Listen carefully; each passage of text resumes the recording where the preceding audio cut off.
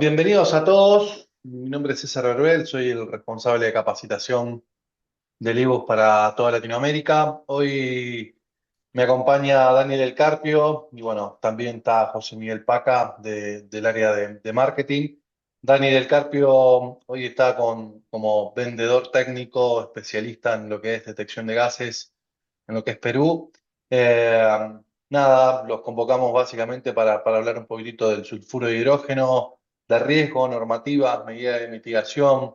Vamos a ir haciendo todo un pasaje básicamente respecto a este tipo de riesgo y a este tipo de contaminante, que es uno de los más presentes en los diferentes tipos de industria y lamentablemente, por decirlo de esta manera, pero es uno de los que más vida se ha llevado, lo cual, nada, creo que merece un poco más de atención, un poco más de tratamiento.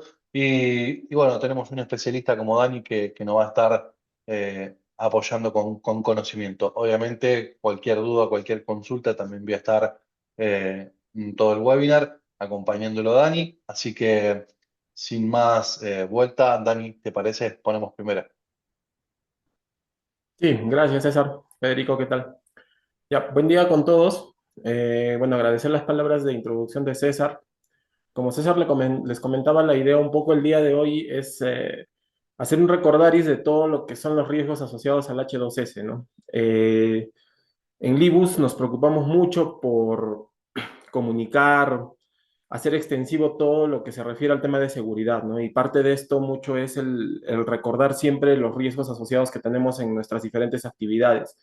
Incluso no solamente en las actividades laborales, sino también en las actividades diarias que todos desarrollamos, ¿no? El H2S como tal es un gas bastante tóxico y nocivo y que está presente incluso en las actividades que nosotros tenemos en nuestros hogares. Y eso lo vamos a ir revisando en el transcurso de la presentación. ¿Ya? Entonces, lo que vamos a revisar hoy día es el H2S, sulfuro de hidrógeno o ácido sulfídrico, riesgos, normativas y métodos de mitigación, monitoreo y métodos de mitigación.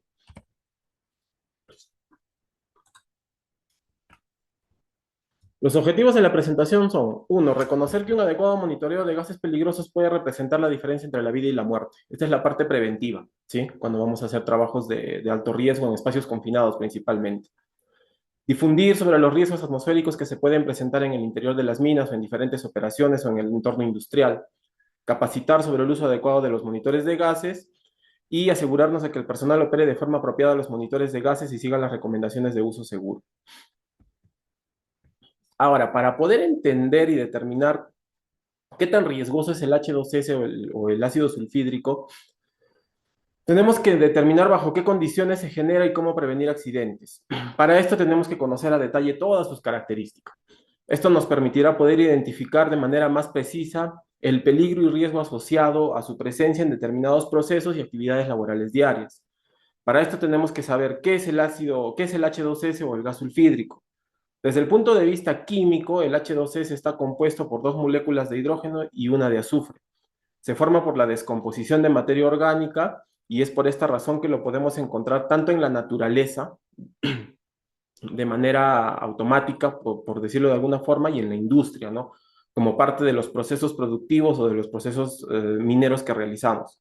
Está compuesto, como comenté, por dos moléculas de hidrógeno y una de azufre, en una proporción de 5 a 94%. ¿Qué significa? Que la mayor proporción es de azufre, por lo tanto, para que se pueda producir el H2S necesitamos una fuente de azufre bastante importante. Ahora, el H2S tiene características físicas, ¿no? Es un gas incoloro, ¿sí? Es más denso que el aire y con olor a huevo podrido. Vamos con eso. Ahí tiene la composición química del gas, ¿sí? Y una de sus principales características es el olor a huevo podrido. Aquí debemos tener en cuenta que el sentido del olfato puede ayudarnos a detectar el H2S, ¿sí? Por su olor característico, pero siempre y cuando, y esto hay que tenerlo muy en cuenta, las concentraciones del gas estén entre 5 y 20 ppm. En esas concentraciones, las células receptoras del olfato son capaces de percibirlo. Nosotros vamos a poder sentir ese olor. Esa es la característica más saltante que tiene el gas. En concentraciones más altas, el H2S genera un efecto narcotizante de las células receptoras del olfato y las inhibe. ¿Esto qué significa? Que ya no vamos a ser capaces de percibir el olor. Esto nos deja un mensaje muy claro a todos, ¿no? No podemos bajo ninguna circunstancia y de ninguna manera confiar en nuestros sentidos cuando se trata de evaluar y determinar si una zona de trabajo o ambiente está libre o no de este gas, ¿no? Entonces, si bien es cierto, es una de sus principales características, esto no significa que lo vamos a poder percibir de manera continua. Y eso se convierte en un riesgo aún más fuerte del gas, ya que muchas personas se confían del sentido del olfato, ¿no? No sienten el olor, piensan que el ambiente ya está limpio y proceden a hacer los trabajos en las diferentes áreas. Otra de sus características es la inflamabilidad.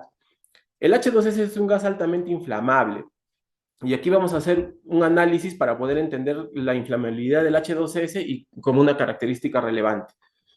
Todos los gases que se consideran inflamables tienen dos límites, el LEL, que es el Lower Explosion Limit, y el UL, que es el Upper Explosion Limit, que son el límite bajo y el límite alto de explosividad. Para el caso del H2S, los límites de explosividad están el LEL en 4.3% y el UL en 46%. Tiene una temperatura de autoignición de 260 grados centígrados. Pero ¿esto qué nos indica? Si ustedes ven la gráfica, que está en la presentación en este momento, todos los gases tienen un porcentaje de inflamabilidad que va de 0 a 100%, ¿sí? En porcentaje por volumen. Es decir, que cualquier gas podría ocupar o el 0% del espacio en el que se encuentra confinado o hasta el 100% de ese espacio. La inflamabilidad de cada gas varía según sus características, pero lo que tienen en común es que todos tienen el límite bajo y el límite alto. ¿Esto qué significa? En el límite bajo es el punto en el cual el gas se empieza a ser explosivo. Esa atmósfera se comienza a convertir en una atmósfera explosiva. ¿Qué quiere decir? Que empieza el riesgo de inflamabilidad, ¿sí? Para el caso del H2S tenemos un LEL de 4.3%. Y el límite alto, que es el UL, es el punto hasta el cual ese gas sigue siendo explosivo en ese ambiente. Ahora, ¿por qué se da esto? En el caso del H2S, de 0 a 4.3% tenemos mayor cantidad de oxígeno y poca cantidad de gas. ¿Esto qué hace? Que la atmósfera no sea explosiva en ese momento. Y cuando pasa el límite alto de explosividad, que es el UL, tenemos mucho gas, más de 46%, y tenemos poco oxígeno. Eso también hace que la atmósfera se convierta en una atmósfera ya no explosiva, se pierde ese riesgo de inflamabilidad.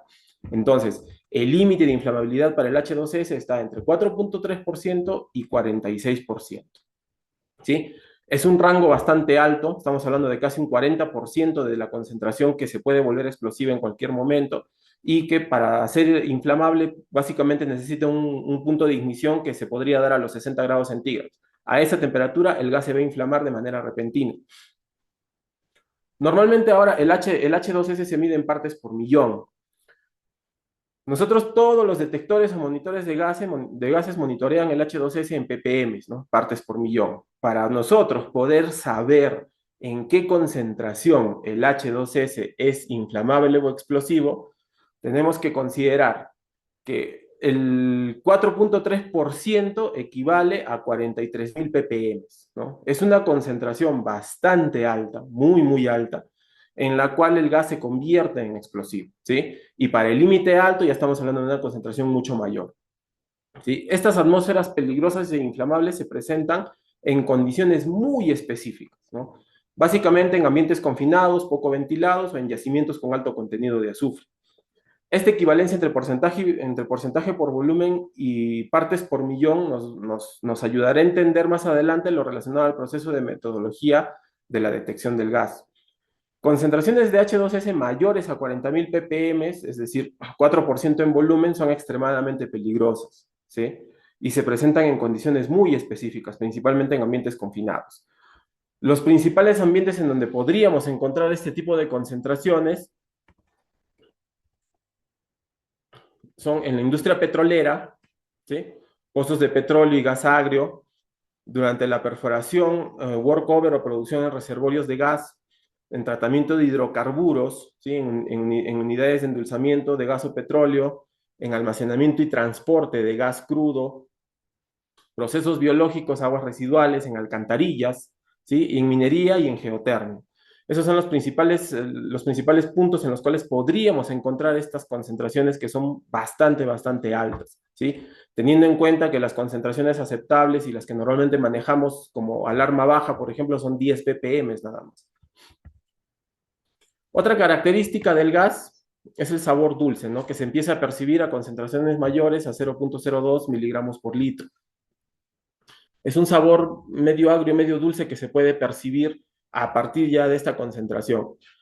El H2S tiene una densidad de 1,39 gramos por litro a 25 grados centígrados y una atmósfera de presión. Eso es en condiciones normales, ¿sí? ¿Esto qué significa? Que su densidad relativa con respecto al aire es de 1,19 a 1, ¿correcto? Por lo tanto, en la mayoría de situaciones el H2S es más pesado que el aire. Y al ser más pesado que el aire, normalmente cuando tenemos presencia del gas se acumula en las partes medias o bajas del ambiente en el cual se está concentrado. Ahora, ¿cuáles son las principales industrias en las cuales tenemos presencia de H2S? Petróleo y gas, extracción, refinación y en las plantas de azufre, aguas residuales, plantas cloacales, alcantarillas y lodos, agroindustria, fermentación, fosas de estiércol, silos, fermentación de granos, pulpa y papel, licor negro. Otras industrias, minería, industria alimenticia, asfaltos en caliente y el mayor riesgo está en espacios confinados y en las zonas bajas debido a la mayor densidad que el aire, que el gas presenta.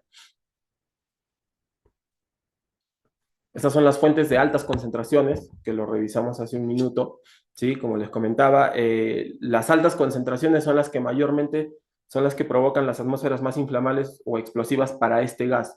No es muy común, ¿sí? En nuestras industrias no lo tenemos de manera muy continua en esas concentraciones, pero sí las empresas que se dedican al tratamiento de petróleo, refinación, son las principales fuentes de estas concentraciones altas, ¿no? Entonces ahí tenemos que tener mayor foco y énfasis en el tema de los controles. Ahora, en el tema de los peligros atmosféricos. Atmósferas con exceso de oxígeno y con oxígeno deficiente son las principales, atmósferas inflamables o explosivas y atmósferas tóxicas o venenosas, ¿sí? Ahora, ¿qué es una atmósfera IDLH? Es una atmósfera inmediatamente peligrosa para la vida y la salud. Cualquier condición que posea una amenaza a la vida o salud durante una entrada a un espacio o a una zona en donde se vaya a realizar un trabajo, que pueda causar efectos dañinos, adversos, en algunos casos irreversibles, y que puede interferir con la capacidad de un individuo de poder escapar de un espacio que requiera permiso, ¿no? Normalmente las atmósferas IDLH son aquellas que van a poner en riesgo nuestra vida de manera inmediata. No podemos permanecer ahí bajo ninguna circunstancia y si en caso tenemos una atmósfera de este tipo, tenemos que evacuar de manera inmediata. En el tema de atmósferas eficientes en oxígeno, el H2S desplaza el oxígeno, ¿sí? Ese es el primer punto que tenemos que tener en cuenta. Al ser más pesado lo desplaza y se concentra en el ambiente en el que estemos trabajando. La deficiencia de oxígeno es causada por la respiración humana, combustión, sopletes de corte y soldadura, descomposición de materiales orgánicos, que son uno de los principales productores de H2S, oxidación de metales, inertización, desplazamiento por otros gases y vapores. Básicamente el H2S provoca esto, ¿no? El desplazamiento del oxígeno y se concentra en toda la atmósfera. Atmósferas con exceso de oxígeno o enriquecimiento es cuando tenemos un 23,5% o más de oxígeno y es extremadamente peligroso desde el punto de vista de inflamabilidad, ¿no? Entonces, esos son los riesgos asociados a los cuales van el tema de las atmósferas deficientes o enriquecidas con oxígeno. Ahora, ¿por qué es importante el oxígeno? Normalmente tenemos que tener una concentración de 20,9% para poder estar en ese ambiente. La deficiencia va a causar problemas en la respiración. El nivel de alarma que todos conocemos es 19,5% y el nivel crítico es 16%. Y el enriquecimiento es 23,5% a más, ¿sí? Después tenemos el nivel máximo de seguridad según OSHA es 23,5. El nivel adecuado de oxígeno en el aire es 21%, ya que sabemos que el aire es una mezcla de diferentes gases, dentro de los cuales el oxígeno debe estar entre 20,9 y 21%. El nivel inferior, según OSHA, es 19,5%. Es el nivel al cual debemos evacuar el ambiente, ¿sí?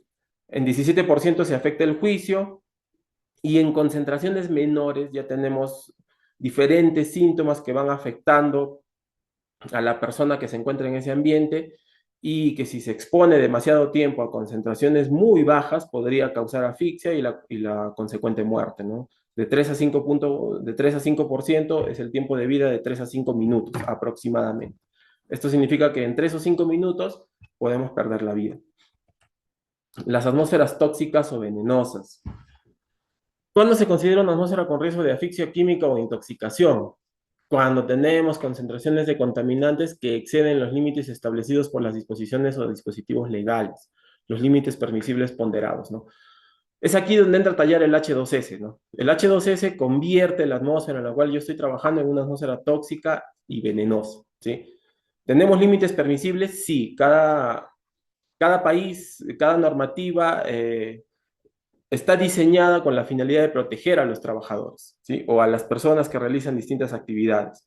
Entonces, es en base a estos límites que nosotros podemos establecer los controles y mecanismos de mitigación para poder trabajar en ambientes en los cuales no podemos eliminar la presencia del gas, ¿no? No podemos eliminar el riesgo por completo y tenemos que convivir con él, ¿no? Algunos gases tóxicos, aparte del ácido sulfídrico, son el amoníaco, el cloro, que también es altamente tóxico, monóxido de carbono, que es muy peligroso por sus características físicas, el dióxido de nitrógeno también, que mucho se ve en el tema de voladura en minería subterránea. Toxicidad y efectos en la salud. Cuando nosotros estamos en un ambiente con H2S, lo que sucede es, el mecanismo por el cual ataca al cuerpo es bloqueando la respiración celular, ¿sí? El gas bloquea la respiración celular, ataca principalmente el sistema nervioso, ¿sí? En exposiciones agudas provoca irritación ocular, colapso rápido, muerte; en exposición crónica, fatiga, alteraciones de la memoria y el equilibrio. Y en ambientes IDLH es donde tenemos concentraciones a partir de 100 ppm, ¿no? Entonces, cuando nosotros tenemos algún ambiente con 100 ppm, ese ambiente se considera IDLH y se tiene que evacuar de manera inmediata o simplemente no ingresar. Entonces, el H2S es un gas altamente tóxico, se puede percibir, sí, como vimos hace un momento, entre 5 y 20 ppm es el rango en el cual los sentidos pueden percibir el gas, en este caso el sentido del olfato básicamente, pero en concentraciones más altas no podemos confiarnos. Y bajo ninguna circunstancia podemos trabajar en base a la percepción de los sentidos, ¿sí? Síntomas según la concentración. Hasta 1.5 ppm estamos en el umbral de olor. No podemos confiar en el olfato, nuevamente se recalca, pero sí se percibe el gas. De 2 a 5 ppm tenemos irritación leve de las mucosas principalmente. Se presenta tos y se presenta lagrimeo, ¿sí? Por la alteración e irritación de las mucosas. A 20 ppm ya podemos sentir síntomas de fatiga, mareos y cefalia, dolor de cabeza básicamente. De 50 a 100 ppm es irritación ocular severa, pérdida del olfato. Entonces, a esas concentraciones ya no vamos a percibir el olor. En 200 y 300 ppm es un edema pulmonar y daño ocular, ¿sí? Ya no vamos a poder respirar. De 500 a 700 es colapso en 5 minutos. De 700 a 1000 es inconsciencia inmediata y muerte rápida, ¿no? Entonces, como vemos, las concentraciones y los efectos que va causando el gas son variables. Se puede tomar alguna medida correctiva, sí, si empezamos a sentir algunos de los síntomas iniciales, pero es importantísimo conocer cuáles son esos síntomas, ¿no? Tenemos que estar 100% seguros de que si estamos en un ambiente en el cual no percibimos el olor del gas, pero sí comenzamos a sentir síntomas de este tipo, tenemos que salir, ¿sí? Otro punto importante acá es que debemos conocer la naturaleza de nuestros procesos, ¿no? Cada uno sabe en qué actividad se desenvuelve, cuáles son los riesgos asociados a esa actividad y qué es lo que podría suceder, ¿no? Por eso muy importante es conocer los estándares y procedimientos de cada uno de los trabajos que realizamos, ¿no? Entonces, si yo sé que estoy realizando un trabajo en una zona en donde probablemente existe el riesgo de que se produzca alguna concentración y aumento de la misma de H2S, tengo que estar preparado, uno, para reconocer el gas; dos, tengo que estar monitoreando de manera continua; y tres, tengo que saber qué hacer en caso esas concentraciones vayan subiendo, ¿sí? El cuerpo me va a avisar definitivamente, ¿no? Voy a empezar a sentir síntomas que no son normales. Entonces es en ese momento que yo debo tomar las medidas preventivas o de emergencia que sean necesarias para poder evitar que el problema se convierta en algo mucho más complicado y pueda generar un desenlace no deseado para cualquiera. Ahora, acá podemos hacer una revisión de algunos accidentes que han ocurrido con el tema del H2S. Por ejemplo, en el año 2025, este año, en el mes de febrero, en Colombia, en San Juan de Nepomuceno, en Bolívar, un tanque subterráneo de un motel, se estaban haciendo trabajos de impermeabilización, ¿sí? Era un motel, ojo. Autoridades identificaron sulfuro de hidrógeno en el tanque, hubo 5 fallecidos y 23 intoxicados, ¿sí? El 8 de noviembre del año pasado, en Chile, en Puerto Montt, en región Los Lagos, una fosa séptica en una embarcación, ¿sí? Trabajadores se intoxican con gas de H2S y caen a la fosa, 3 lesionados atendidos por emergencia. El 15 de marzo del 2024 en Argentina, en Jujuy, planta de tratamiento de líquidos cloacales, ¿no? Lo que acá en Perú de repente conocemos como PETAR, ¿no? Las plantas para tratamiento de aguas residuales. Ingresaron a una cámara de bombeo, no se hicieron los trabajos previos y hubo 6 fallecidos, ¿no? Eh, Peritos y especialistas mencionan que gases de la alcantarilla, entre ellos el H2S, fueron la causa posible del deceso de esas 6 personas. Se habla de asfixia, broncoaspiración, el rol exacto del H2S quedó bajo peritaje. No se ha determinado al 100% si el H2S fue el causante, pero sí fue uno de los gases que estuvo presente durante los trabajos que realizaron en este punto. 4 y 5 de mayo del 2024 en Brasil, en Mato Grosso, 2 trabajadores hospitalizados tras inhalación de H2S durante labores, uno requirió intubación, ¿sí? En un frigorífico, en una cámara de refrigeración. Este es otro punto, otra zona en donde podemos tener la presencia del gas. El 22 de marzo del 2024 en México, en la PETAR de Alto Río Blanco, la PETAR es igual a una planta de tratamiento de aguas residuales, se declaró emergencia por escape de H2S por encima de los límites de exposición. No hubo víctimas, pero sí se tuvo que evacuar a poblaciones cercanas a la zona, ¿no? Debido al riesgo que implicaba la fuga de este gas. Entonces, como vemos, hay muchas industrias y muchas áreas en las cuales podemos tener la presencia del gas, ¿sí? Incluso en actividades que no parecen tan riesgosas, ¿no? El accidente que ocurrió en Colombia se dio en un motel, ¿no? Estaban limpiando o haciendo trabajos de impermeabilización en un tanque subterráneo y de repente o probablemente había materia orgánica que estuvo en descomposición por bastante tiempo y eso afectó y provocó la muerte de algunas personas, ¿no? Son 5 fallecidos y 23 intoxicados. Entonces, esto nos lleva a la reflexión, ¿no? Al poder analizar, como les decía hace un momento, qué procesos realizamos, cuáles son los peligros inherentes a ese proceso, cuáles son los riesgos, si en algún momento se podría producir el gas en alguna de las actividades que nosotros llevamos a cabo, ¿no? El tema de alcantarillas, el tema de descomposición de materia orgánica, las personas que trabajan para las empresas de servicios de los diferentes países, ¿no? En el caso de Perú, SEDAPAR, SEDAPAL en Lima. Entonces, son áreas o son zonas de trabajo en las cuales podemos tener la presencia del gas y si no hacemos un adecuado análisis previo a la realización de los trabajos para poder estar seguros de los riesgos, es donde vamos a cometer errores, ¿no? Y lamentablemente en varios de los casos los errores fueron fatales. En Perú hubo un caso hace un año y medio aproximadamente en Lima. Fue un caso bastante sonado, ¿sí?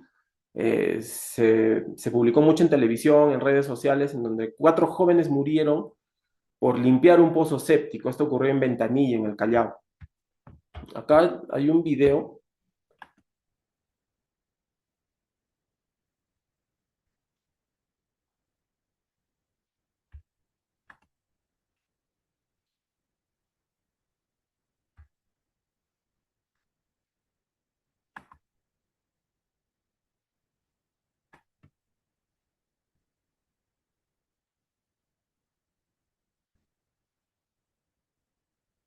Sí se ve, ¿correcto? Sí, sí, Sí, Dani. Sí, si se sí. ve, no vemos el avance. Veo como medio Sí, cortado, me parece. creo que quedó. Ponerle pausa y volver a arrancar, si no. Ahí, ahora sí Pero se ve. ahora sí. Ahí Esto está. Perfecto. básicamente era un restaurante en Lima. Como ven, las personas que están realizando el trabajo no tienen ningún tipo de protección, están vestidos de manera normal para labores caseras. En su casa, incluso la persona que acaba de pasar está con sandalias.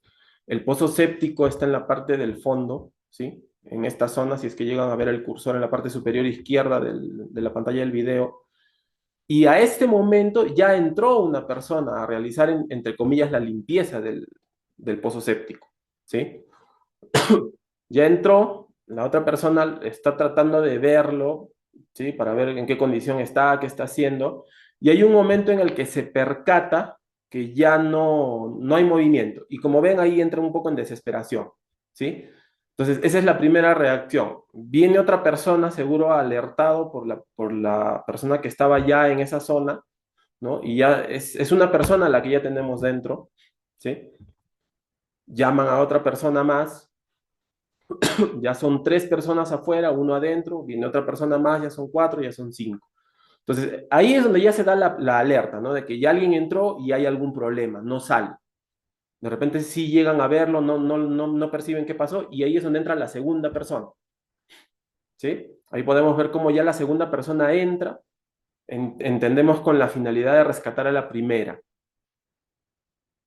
Ahí tratan de iluminar la zona, ¿no? Nosotros, como revisamos hace un momento, hay concentraciones en las cuales ya el gas es inflamable y explosivo, y si hubiera estado en esas concentraciones, fácilmente ese pozo séptico se hubiera inflamado, no hubiera hecho explosión. Entonces ya hay dos personas dentro, los que están afuera siguen tratando de auxiliar de alguna forma. En ese momento llega la administradora del local, que es una señorita, ¿sí? Y lo que la señorita hace es se quita la casaca, se sienta y está tratando también de hacer algo, ¿no? De tratar de rescatar a sus compañeros.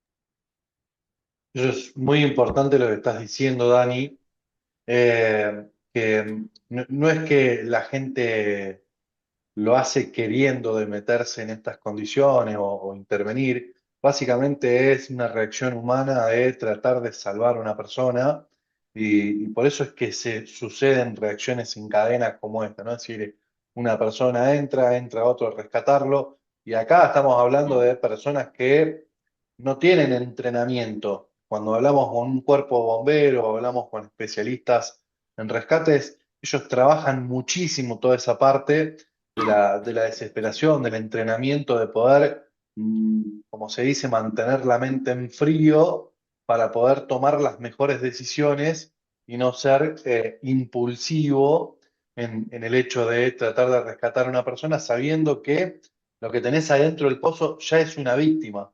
Entonces, nada, no queremos más víctimas, ya tenemos una persona, bueno, tratemos ver de qué manera la podemos rescatar, digamos, ¿no? Claro. Y Eh, mira, ahí por ejemplo ya la señorita entró del todo, ¿no? Entonces, según lo que hemos ido viendo, ya son tres las personas que están dentro, ¿sí? Los que están afuera, y este es el cuarto. El último que entró ya es la cuarta persona que ingresó. Los cuatro lamentablemente murieron, ¿sí? No se salvó ninguno. Pero esto nos lleva un poco a lo que comentaba César, ¿no? Todas estas personas, uno, no tenían absolutamente ningún tipo de idea de a lo que se estaban enfrentando.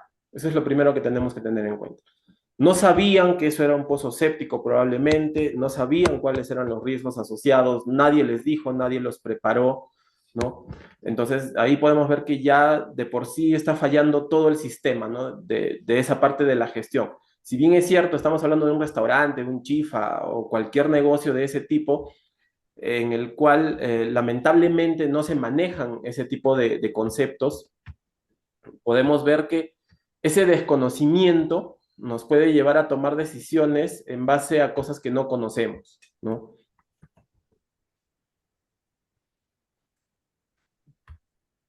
Entonces, en ese caso, como les decía, fallecieron cuatro personas, ¿sí? Un accidente bastante complicado, bastante sonado. Causas principales: uno, desconocimiento de los riesgos; dos, no había un plan de emergencia, nadie sabía en realidad qué hacer; tres, la persona que ingresó inicialmente no tenía ningún tipo de aditamento de prevención, no se hizo ningún tipo de monitoreo. Es un desconocimiento total, ¿no? Entonces, al no saber a qué me enfrento, simplemente tomo decisiones en base al desconocimiento, y ese desconocimiento puede llevar a desenlaces fatales. Ahora, eso es en este caso, ¿no? Hay otro caso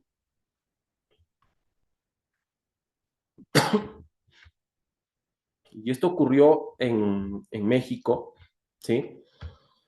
Donde un trabajador de una empresa de servicios entró a un drenaje, a un desagüe, ya a hacer trabajos de limpieza, trabajos habituales. No se hicieron los monitoreos previos, entonces la persona quedó atrapada dentro del lugar, ¿no? Pero acá, ¿qué sucedió? Acá lo que sucedió fue que vino la primera brigada de emergencia a hacer el rescate y la persona que ingresó inicialmente, que era un brigadista, no tomó las previsiones del caso para hacer el ingreso inicial y no entró con los aditamentos necesarios. ¿Ya? O sea, no entró con el equipo de aire autocontenido, no entró con la línea de aire o lo que fuese necesario en ese momento para poder realizar el rescate. ¿Sí?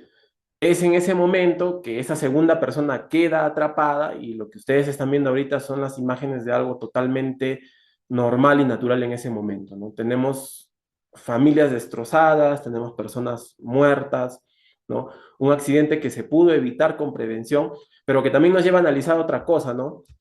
En el primer video vimos cómo cuatro personas con total desconocimiento y con inocencia, entre comillas, se expusieron a un gas tóxico y perdieron la vida.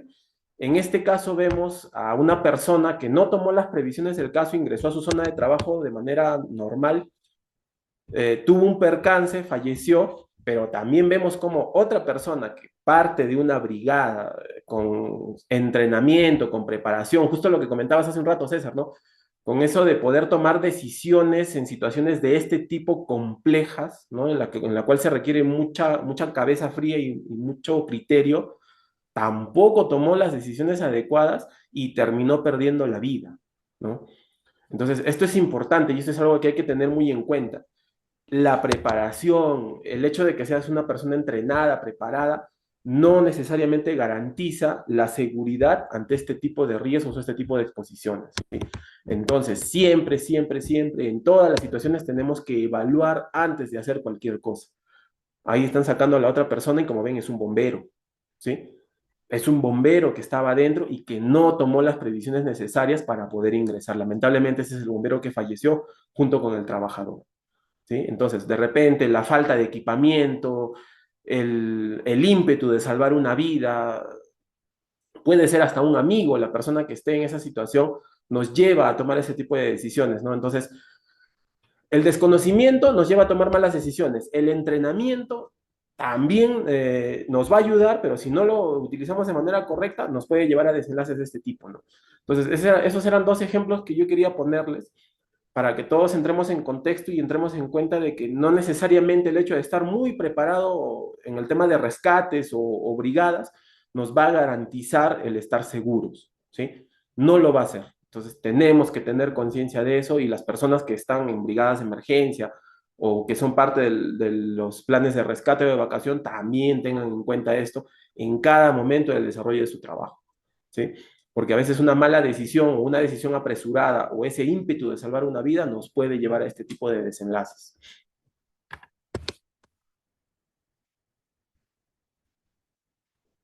Entonces, era un poco lo que les quería mostrar desde el punto de vista de accidentes, ¿no? Estos son accidentes que han quedado documentados, han quedado grabados, nos sirve para tomar conciencia, nos sirve para saber de que el gas está presente en cualquier sitio en donde haya descomposición de materia orgánica, principalmente, ¿no? Y ya en las industrias como tales también lo vamos a tener. Entonces, este es un punto muy importante, ¿no? Es un punto a tener en cuenta, es un punto a destacar y es un punto para el cual hacer conciencia, ¿no? Si bien es cierto, todos conocemos el gas, este es un recordaris de lo que puede pasar si es que llegado el momento no tomamos las decisiones correctas. Ahora, desde el punto de vista de límites ocupacionales y exposición, ¿no? Nosotros tenemos diferentes normativas en cada país. Cada país adecúa sus normativas en base a los criterios técnicos que se van desarrollando en cada uno de ellos y en base a eso se emite la legislación para poder realizar los trabajos, ¿sí? Porque es necesario tener límites conocidos para nosotros poder trabajar en las diferentes industrias, ¿no? Ahora, las principales con las cuales trabajamos son, por ejemplo, la OSHA. Los límites establecidos para los sectores de industria en general y construcción y astilleros El ceiling o techo es de 20 ppm y el pico, que es la exposición máxima, es de 50 ppm. A 50 ppm el personal puede estar máximo 10 minutos en esa zona de trabajo. Solo una vez por turno, ¿sí?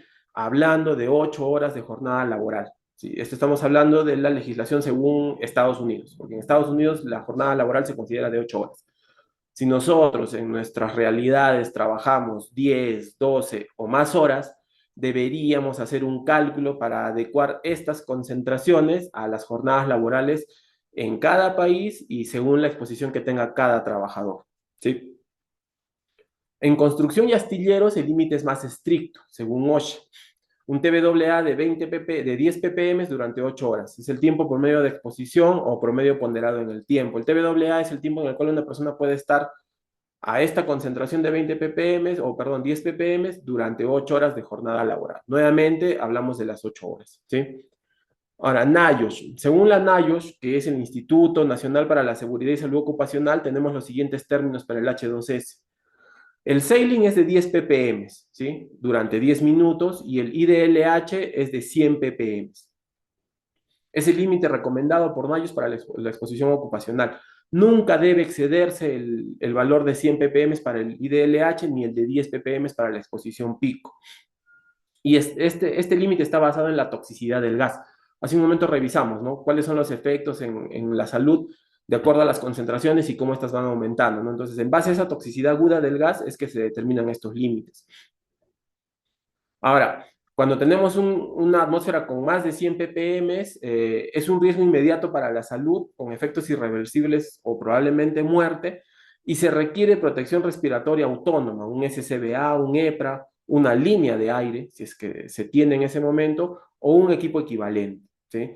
Es importante resaltar que NIOSH no establece un TBAA para el H2S, no lo considera, ¿sí? Ahora, el ACGIH. El ACGIH nos habla de un TBAA de 1 ppm y un STIL de 5 ppm. ¿Qué es el ACGIH? Es la Conferencia Estadounidense de Higienistas Industriales Gubernamentales. Igual es una organización de Estados Unidos. Estableció estos valores para el H2S en el año 2010. Entonces, este valor de TBAA de 1 ppm está desde el año 2010, reduciendo los límites anteriores que ellos consideraban mucho más altos, ¿no? Como un TBAA de 10 y el STIL de 15. La ACGIH establece estos valores TLB como recomendaciones para la higiene industrial, con un enfoque más conservador que estándares como OSHA y NIOSH, ¿sí? Entonces, la ACGIH se enfoca mucho más en proteger a las personas, ¿sí? En base a la reducción de los valores de exposición o los límites de exposición ocupacional. Entonces, esto hace que los valores de OSHA y NIOSH en teoría queden un poco más altos, ¿no? Sean un poco más permisivos. Ahora, ¿cuál es la diferencia entre estos tres organismos? La OSHA establece límites reglamentarios y legalmente exigibles, ¿sí? En Estados Unidos, OSHA es ley, ¿sí? Es un organismo que todas sus indicaciones o regulaciones se tienen que acatar sí o sí. NIOSH ofrece recomendaciones de protección, ¿no? Básicamente se dedica a eso la NIOSH, y la ACGIH presenta criterios más conservadores para proteger a largo plazo a los trabajadores, ¿no? Entonces, la ACGIH se enfoca mucho más en la salud y la protección del trabajador, pero a largo plazo. Por eso reduce los niveles de exposición para que a largo plazo, estamos hablando de personas que trabajan en las mismas actividades con exposición a este gas, no sufran efectos adversos en el devenir de los años, ¿no? En la normativa peruana nos vamos a remitir al decreto 024, ¿ya? El 024, ¿qué nos dice? Que el TBAA es de 10 ppm y el STIL es de 15 ppm. Básicamente, la normativa peruana está adoptando los valores de NIOSH, ¿sí? Es en base a lo cual está trabajando. Todos estos valores se encuentran en el anexo 15 del 023, ¿no? Y ahí los podemos encontrar. Ahora, otra norma técnica peruana es la 111.002, que habla sobre la normativa, sobre la calidad del gas natural. Menciona información útil del gas, pero en realidad no nos da límites ocupacionales específicos. La normativa ambiental para calidad del aire del MINAM establece también valores de exposición de 150 microgramos por metro cúbico para 24 horas, pero básicamente esto es aplicado a calidad ambiental y no a exposición ocupacional. Un tema que cabe destacar acá es que el año pasado, aproximadamente en el mes de octubre o noviembre, el MINSA sacó una resolución ministerial, el Ministerio de Salud, en la cual modificó los valores de TBAA y STIL para el H2S, estableciendo valores de TBAA de 1 ppm y STIL de 5 ppm. ¿Esto a razón de qué? Estos valores el MINSA, y lo dice en la resolución ministerial, los tomó basándose en la ACGIH, ¿no? En la Asociación de Higienistas Americana. ¿Sí? Entonces, ellos indican que la asociación se dedica a la protección de las personas en los entornos laborales y es en base a eso que adoptan los valores que esta asociación recomienda como límites máximos permisibles en el caso del TBAA y el STIL, ¿no? Reduciendo el TBAA a 1 ppm y el STIL a 5 ppm. Esto lo que ha generado es que se hagan muchas evaluaciones en los diferentes rubros, ¿no? Minería, industria, donde normalmente se trabajaba con 10 y 15, ¿no? Ahora se tenga que trabajar con 1 y 5 ppm, ¿sí? Pero también otro punto importante es acotar que el MINSA toma estos valores de la Asociación de Higienistas Americana después de 14 años, 14, 15 años, ¿no? De que se establecieron en Estados Unidos, porque como les comenté hace un rato, el TBAA de 1 ppm y el STIL de 5 están establecidos por la ACGIH desde el año 2010 aproximadamente, ¿no? Entonces, recién nosotros en Perú, o el MINSA en Perú, lo ha adoptado desde el año pasado.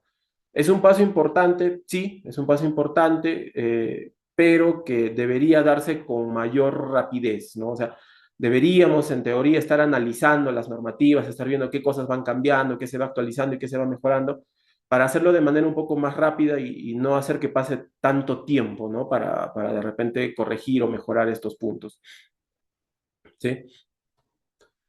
Otras normativas hablan, por ejemplo, en Reino Unido tenemos el TBAA de 5 ppm, es un STIL de 10, similar a un poco más bajo que el NIOSH. En España tenemos 5 ppm y 10 ppm, que son los valores de exposición promedio. En México se basan en la ACGIH, 1 ppm para el TBAA y 5 para el STIL. Y en Chile estamos trabajan igual que nosotros, ¿no? Estamos en 10 ppm y en 15 ppm, pero desde el punto de vista de normativa para minería, ¿no? Nosotros en minería tenemos todavía los 10 ppm y los 15 ppm según NIOSH. Lo del MINSA recién se está adecuando y recién se está adaptando. Imagino y entiendo que en un corto plazo debería ya estar también adecuado al 0.23 y al anexo 15, ¿no? Para estos valores. Ahora, los principales escenarios de riesgo que tenemos son los espacios confinados, ¿no? Básicamente los espacios confinados son todos aquellos en los cuales nosotros, o sea, cualquier persona vaya a tener que realizar un trabajo o ingresar y cumpla con ciertas características, ¿no? Un solo ingreso, una sola salida, no sea adecuado para la vida humana y sea potencialmente peligroso desde el punto de vista de atmósfera, ¿sí? Luego, otro escenario son las operaciones de mantenimiento, ¿no? Un molino en una planta concentradora, por ejemplo, ¿no? En una planta concentradora de molibdeno, de cobre, un molino de bolas es un equipo que sirve para moler mineral, básicamente. Pero cuando nosotros tratamos de entrar para hacer algún mantenimiento interno del molino, es en ese momento en el que lo convertimos en un espacio confinado. ¿Por qué? Porque vamos a ingresar. Entonces, las operaciones de mantenimiento son un escenario de riesgo dependiendo de a qué tipo de áreas o zonas o equipos vayamos a hacer el mantenimiento. Procesos de fermentación orgánica, derrame o fugas en plantas, y accidentes frecuentes son muertes por desconocimiento o por rescate sin EPP, lo que vimos en los videos, ¿no? Desconocimiento de parte del personal para saber a qué riesgos se exponen y hacer rescates sin utilizar los EPPs adecuados y sin tomar las decisiones correctas o tener el criterio necesario para poder decidir si ingreso o no a la zona de riesgo para poder rescatar o no a una persona, ¿sí? Medidas de prevención y mitigación. Ahora, hasta aquí ya hemos revisado todo lo que son las características del H2S, su importancia en la industria, porque es un gas importante, es parte de muchos procesos, no podemos evitar su producción, sea de manera directa o indirecta, ¿sí? Y qué riesgos hay asociados a su presencia en los diferentes procesos industriales y de origen natural. Pero ahora, ¿qué hacemos para prevenir accidentes y controlar sus efectos negativos? Tenemos medidas de prevención y mitigación, ¿no? Eliminación, sustitución ¿no? Que es lo primero que podemos hacer, usar scavengers, procesos alternativos para lo que son las partes de la industria. Desde el punto de vista de ingeniería, podemos hacer ventilación forzada, sistemas cerrados, inertización para desplazar el gas. Desde el punto de vista administrativo, permisos, capacitaciones, monitoreo continuo para todos los controles. El otro punto es el EPP, que ya es una de las últimas medidas que podemos tomar si es que no podemos corregir la concentración ni evitar que se produzca, ¿no? Entonces ahí tenemos ya el tema del uso de respiradores, APRs, SCBAs en atmósferas inmediatamente peligrosas para la vida y la salud, ropa química para protección, y el tema de monitoreo, ¿no? Detectores portátiles, calibración y BAM test, ¿no? Entonces, la primera medida y la más importante siempre va a ser la eliminación o la sustitución. Si podemos eliminar o sustituir el gas con algún otro proceso o algún otro químico que no sea nocivo ni tóxico, genial. Es lo primero que debemos hacer. Si no, vamos al tema de ingeniería, modificar el diseño del proceso. Si no podemos hacer ninguno de los dos, ya es la parte administrativa. La parte administrativa básicamente es crear cultura, es enseñar, es hacer que las personas hagan las cosas de manera correcta, ¿sí? Hacer que sigan una guía, un proceso, un procedimiento, para que el camino que sigan cada que hagan una tarea o trabajo en presencia de este gas sea el adecuado y minimicen la exposición. El EPP es la última barrera de protección, solamente la utilizo para evitar riesgos residuales, ¿sí? Si yo entro a una planta de molibdeno y la concentración del gas está a 200 o 300 ppm, por más respirador mecánico que utilice o cualquier otra cosa, voy a sufrir consecuencias. Entonces la idea es tener muy en cuenta esto, ¿no? El EPP es la última barrera de protección. Y en el tema de monitoreo estamos hablando de detectores portátiles, calibración y BAM test. Esto básicamente va por el tema de prevención y evaluación, ¿no? ¿Qué podemos hacer para estar seguros de que hay o no hay gas en alguna zona de trabajo? Prevención y control. Lo primero que hacemos es evaluación de riesgos y diagnóstico, ¿sí? Tenemos que identificar las fuentes y procesos generadores de H2S en nuestras áreas de trabajo mediante análisis de procesos o tareas, ¿sí? Es importante analizar qué es lo que vamos a hacer, cómo son nuestros procesos y qué tareas vamos a realizar en esos procesos, ¿sí? Este paso es clave para poder diseñar controles efectivos de seguridad y salud ocupacional.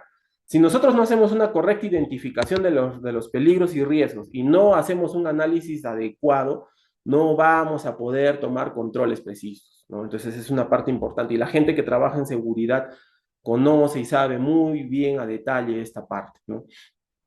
Si en ese chifa, por ejemplo, del video, antes de hacer cualquier cosa, mucho antes, ojo, no antes de hacer esa tarea, sino mucho antes ellos hubieran evaluado o se hubieran hecho asesorar con alguien, hubieran tenido idea de que ese pozo séptico era un riesgo alto, ¿no? Y de repente hubieran hecho hacer el trabajo con un tercero, una empresa especialista, o lo hubieran hecho ellos mismos de otra manera, ¿sí?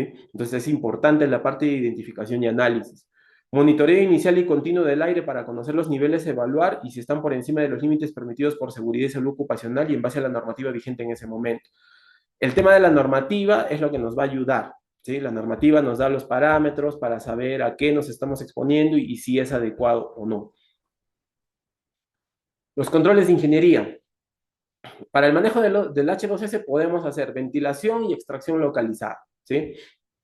Sistemas de extracción en lugares críticos como pozos, tanques o espacios confinados, ¿no? La parte de control de ingeniería es adecuar el espacio para poder ser viable el ingresar o el realizar cualquier trabajo en la parte interna.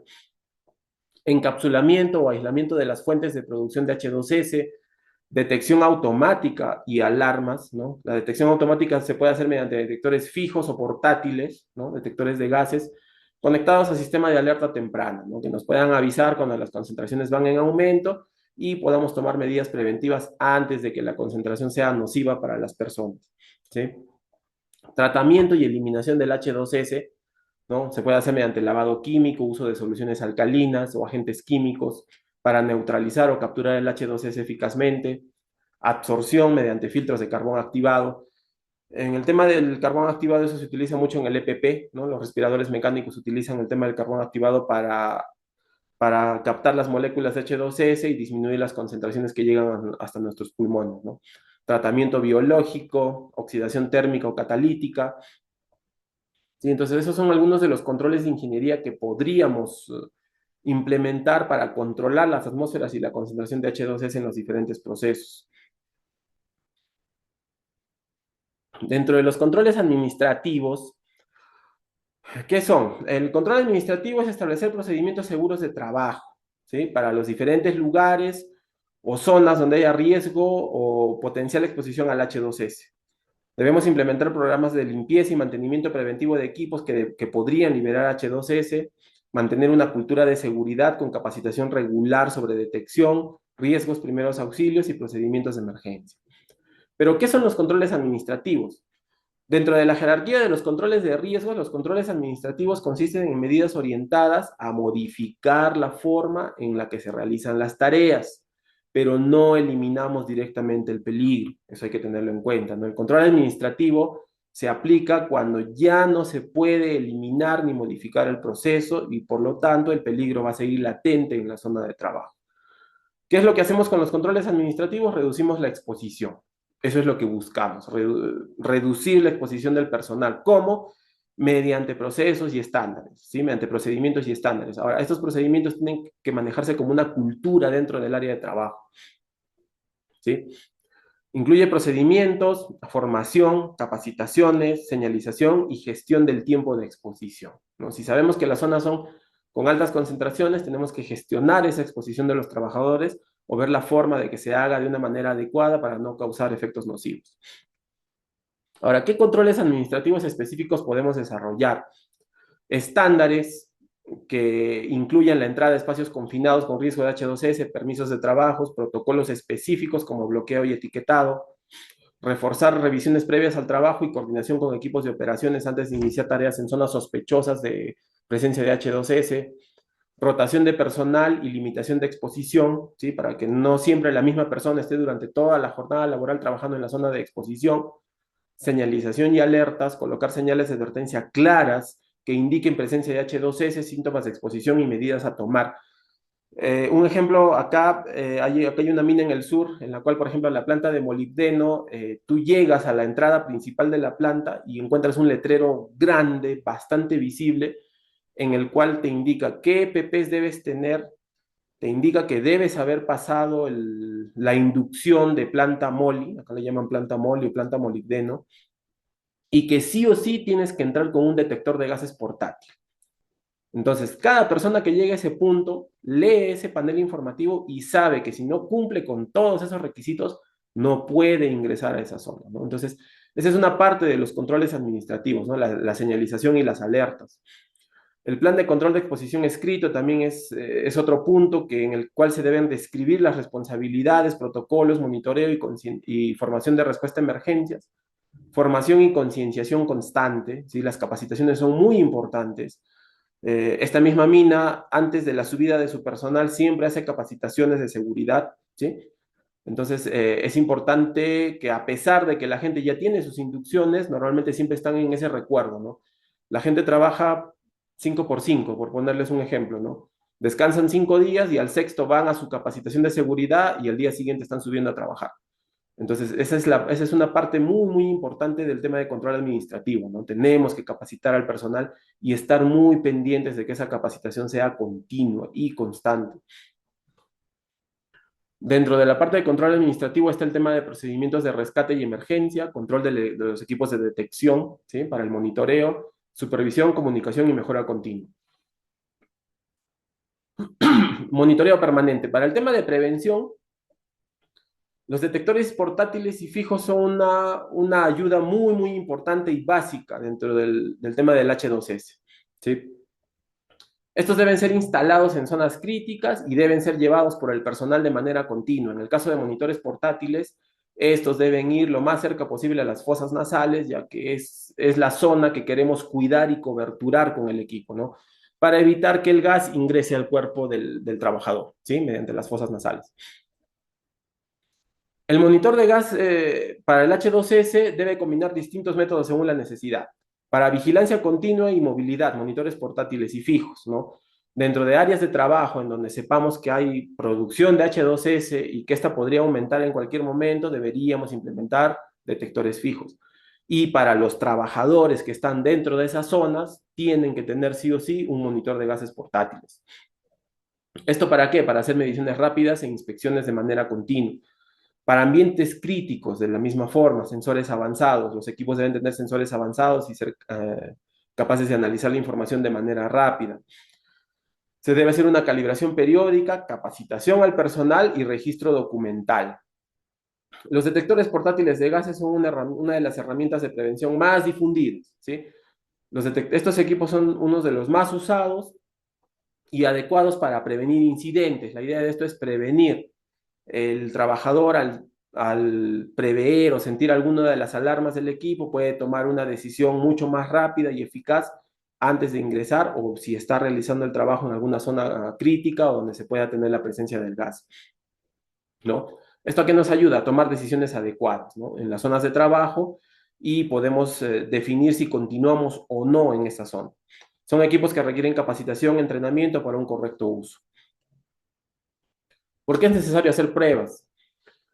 Tenemos que monitorear antes de entrar a cualquier espacio o zona de riesgo, ya que los riesgos o los peligros atmosféricos de los espacios confinados son invisibles. Poco probable que los podamos detectar con los sentidos. Las pruebas son un proceso continuo que nos va a permitir asegurarnos de que la zona está limpia y podemos realizar el trabajo de manera segura. ¿Cuándo tenemos que hacerlas? Tenemos que hacerlas antes, durante y después. Antes, ¿por qué? Para poder preparar el espacio o la zona de trabajo, ¿sí? Si está contaminado, tenemos presencia en altas concentraciones de H2S, tenemos que hacer trabajos de ingeniería, ventilar, extraer, preparar el espacio, ¿no? Durante el trabajo, ¿por qué? Porque las condiciones durante el trabajo en una zona crítica o un espacio confinado pueden cambiar en cualquier momento, ¿sí? Se puede dar desplazamiento de oxígeno, se puede dar consumo del oxígeno, ¿no? Por trabajos de soldadura, trabajos en caliente o cualquier otra cosa que pueda afectar la atmósfera en la parte interna. Entonces es importante monitorear también durante y después al terminar para estar seguros de que el espacio confinado o la zona crítica se está quedando en condiciones adecuadas que no signifiquen un peligro para la zona ni para las personas que estén alrededor una vez que hayamos salido de esa zona, ¿sí? Entonces es importante hacer los monitoreos o las pruebas antes, durante y después. ¿Para qué monitoreamos? Para determinar los peligros atmosféricos presentes. Ahora, ojo, estos equipos de detección portátiles o los detectores de gases vienen con diferentes configuraciones. Puede ser desde un monogás de un solo gas hasta un multigas de 4, 5 o hasta 6 sensores, ¿sí? Pero para poder configurar nosotros los equipos es necesario y es importante y es imprescindible estar seguro de a qué gases nos podemos exponer en las zonas de trabajo, ¿no? Si yo no analizo esto y, por ejemplo, me llevo un detector de 4 gases y voy a ir a una zona donde haya amoníaco y no tengo sensor de amoníaco, entonces el detector no lo va a monitorear, no lo va a percibir y simplemente nos vamos a arriesgar y vamos a tener un equipo que no es funcional para el trabajo que vamos a realizar. Entonces necesitamos sí o sí, antes de ir a medir las concentraciones de los gases, saber o por lo menos tener una idea clara de cuáles son los gases o los peligros atmosféricos que yo voy a tener en esa zona. Eso es muy importante. Hay que asegurarnos de que se hayan eliminado los peligros detectados. Una vez que hayamos hecho el monitoreo previo, tenemos que preparar la zona y adecuarla para hacer los trabajos, ¿no? ¿Y esto qué significa? Eliminar los peligros detectados y detectar que no hayan surgido nuevos peligros durante los procedimientos de preentrada. Entonces, el monitoreo tiene que ser continuo. Yo monitoreé inicialmente, detecté H2S, ventilé o usé extractores. La atmósfera ya estaba adecuada. Para prepararme para el ingreso me demoré media hora. Entonces, en esos 30 minutos tengo que seguir monitoreando para estar seguro de que las condiciones no hayan cambiado, ¿sí? ¿Cuáles son los propósitos del análisis? Asegurar que no surjan nuevos peligros que antes estaban presentes y que de repente ya los controlé, y tener presente de que no se hayan generado nuevamente nuevos peligros debido al trabajo ya durante la realización del mismo trabajo, ¿sí? Entonces, monitoreo antes para adecuar la atmósfera y monitoreo durante para asegurarme de que la atmósfera siga siendo adecuada para la realización del trabajo y que las personas sigan estando dentro del espacio confinado en este caso, ¿no?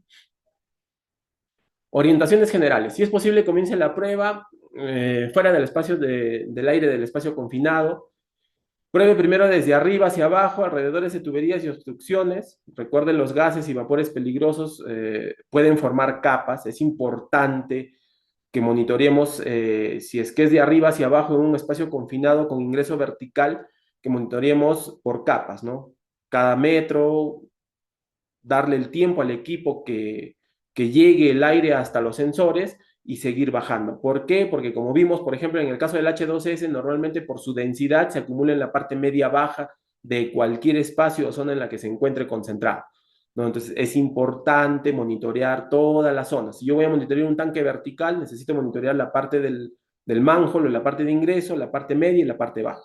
¿Sí? Y hacer un monitoreo continuo para asegurarme de que el ambiente sea el adecuado en todo momento. ¿Sí? Evitar inclinarse sobre el espacio confinado que está monitoreando y dar tiempo para que la muestra llegue a los sensores. Eso es muy importante. Cuando hacemos monitoreos no podemos pretender que el equipo responda con una línea de 1 metro abajo, me responde en 5 segundos. Tenemos que esperar, ¿no? Y normalmente es 1 minuto por cada metro. Cuando vamos a monitorear espacios confinados con detectores portátiles, un accesorio muy importante es la sonda de muestreo, que se conecta al detector mediante una boquilla y permite tomar muestras del aire ambiente, ¿sí? Esta sonda me permite monitorear a distancias mayores, principalmente en ingresos verticales hacia abajo, ¿sí? Entonces ahí es donde yo puedo utilizar la sonda, ir monitoreando por capas o por niveles para estar seguro de que la zona de trabajo se encuentra limpia y podemos acceder de manera segura. Ahora el muestreo. En esa lámina podemos ver un poco el tema de las densidades de los gases y cómo se ubican, ¿no? Por ejemplo, el metano, que es más liviano que el aire, siempre va a estar en la parte superior, ¿sí? Por eso una de las recomendaciones para el muestreo era no agacharse o inclinarse hacia la zona de ingreso del espacio confinado que se está monitoreando. ¿Por qué? Porque si tenemos un gas muy liviano, probablemente esté justamente almacenado en esa zona y puede provocar algún problema, ¿sí? En el caso del monóxido de carbono, la densidad es igual que la del aire, por lo tanto lo podemos encontrar en todo el espacio confinado. ¿Sí? Se puede difundir de manera homogénea junto con el aire y tenemos por eso que monitorear todas las zonas por donde vamos a ingresar. Y en el caso del H2S ya sabemos que es más pesado y normalmente se va a acumular en la parte baja. Entonces tenemos que monitorear, si tenemos sospecha de que hay H2S, con mayor énfasis la parte media baja sin descuidar la parte superior. ¿Sí? Ahora el muestreo, como repetimos nuevamente, siempre es necesario tomar lecturas a varios niveles para asegurarse de que todo el espacio es seguro y el hecho de que haya buen aire en la entrada no significa que también es bueno en el fondo. Esto básicamente debido a lo que ya mencionamos de la densidad de los gases y su presencia en diferentes niveles según el tipo de gas que podamos tener, ¿no? Importante, en el momento que un límite se excede, no importa la razón, todo el personal debería salir inmediatamente del espacio y nadie podrá entrar hasta que las condiciones atmosféricas regresen a niveles seguros. Este es un tema de procedimiento y es un tema de estándar, ¿no? Si yo en mi procedimiento leo que a 50 ppm se activa la alarma alta de los detectores, sean fijos o portátiles, y el procedimiento es evacuar la zona, tengo que evacuar la zona, ¿no? Entonces, eso es parte del control administrativo, ¿sí? El control administrativo me indica eso y cuando yo tengo esa situación durante la realización del trabajo, tengo que obedecer esos procedimientos. Por eso les decía hace un momento, toda la parte de control administrativo es enseñar a la gente cómo hacer las cosas de manera segura y eso tiene que hacerse cultura, ¿no? Es muy importante ese término también. Una cultura adecuada de seguridad permite que los trabajadores sigan estos procedimientos sin titubear, sin dudar y estén al tanto de estos procedimientos de manera continua, ¿no? Y es importante eso para que podamos tener operaciones seguras y adecuadas en todo momento. La última barrera de protección, como todos sabemos, es el uso adecuado del EPP, ¿sí? Los EPPs, el equipo de protección personal, básicamente se utiliza cuando ya no puedo eliminar algunos riesgos residuales dentro de los trabajos que realizo de manera continua. Me sirven para riesgos mínimos, ¿sí? Un guante me sirve para evitar cortarme o hacerme algún tipo de laceración cuando estoy realizando trabajos menores. Un casco me sirve para cuando, por ejemplo, cae un alicate de una parte superior. El respirador me sirve cuando estoy en un ambiente, en una atmósfera con contenido de oxígeno adecuado. ¿Qué significa? 20.9% o 21% si quieren trabajarlo en base a la concentración del aire. Si yo no tengo esa concentración de oxígeno, el respirador de media cara o full face de tipo mecánico con filtros o cartuchos no me sirve, ¿sí? Porque lo único que hace este sistema es filtrar el aire de las partículas o de los gases nocivos y pasarme el aire de manera más adecuada y respirable. Si yo no tengo contenido de oxígeno adecuado, voy a tener problemas, ¿no? Entonces, es importante tener en cuenta esto al momento de seleccionar el tipo de protección que voy a usar. Para concentraciones menores a 100 ppm de H2S, respiradores purificadores de aire con cartuchos específicos para H2S son los recomendados, preferiblemente de cara completa o media cara si es que la concentración lo permite. Si tenemos concentraciones mayores o ambientes tipo IDLH que son de 100 ppm a más, es recomendable utilizar equipos autocontenidos o SCBAs de presión positiva o respiradores de aire suministrado con respaldo, ¿sí? ¿Qué significa? Líneas de aire o respiradores que me den aire por lo menos durante 30 minutos para el tema de escape. El enfoque completo del uso adecuado del EPP es incluir protección ocular, guantes y ropa química resistente según la necesidad o la concentración del gas, ¿sí? Acá tenemos un repaso de esto, ¿sí? Hasta 100 ppm es APR de cara completa, adecuado, o PAPR si es que es necesario, media cara si la concentración lo permite, concentraciones desconocidas, equipos de presión positiva, un SCBA o un autocontenido, con oxígeno deficiente menor a 19.5 se recomienda la utilización de líneas de aire, sistemas de abastecimiento continuo para poder trabajar, y se requiere un ajuste o fit test, un plan de capacitaciones, para poder hacer un uso adecuado de los EPPs, ¿no? Esta parte de los EPPs o los equipos SCBAs principalmente requieren también capacitación. ¿Capacitación en qué? En el uso adecuado y en saber cuáles son las limitaciones de mi equipo y para qué sí me sirve, ¿no? Entonces, este es otro punto importante dentro también de los controles administrativos.